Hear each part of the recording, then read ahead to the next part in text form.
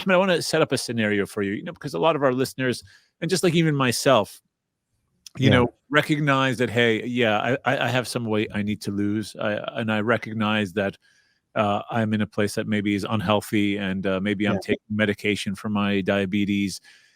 But, I'm just so scared to change my habits and start this. Like, what advice do you have for everyone to start to turn the corner?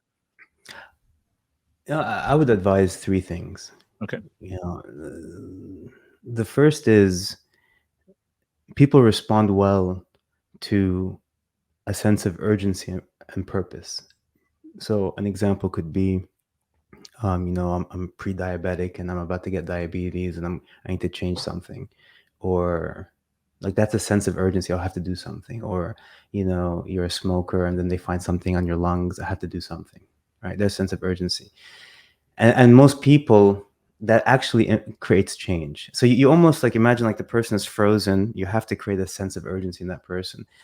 And I think a more powerful thing is like manufacturing purpose. And the way I do that personally is I like register for something, Okay. like a half marathon, a marathon.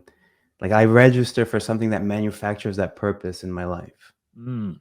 And so that's the first thing. And you mentioned some of my races, whether it was from my first thing, and what you didn't give is my background, which was for all of my friends in high school and college watching something like this, they'd laugh. I was the least fit person. I don't have any background in any of this stuff. Like my background was playing with my computer, And so as I did everything from 5K to 10K to half marathon to Ironmans to Ultramans to the desert stuff and all the, I would always register for the thing first before I was ready.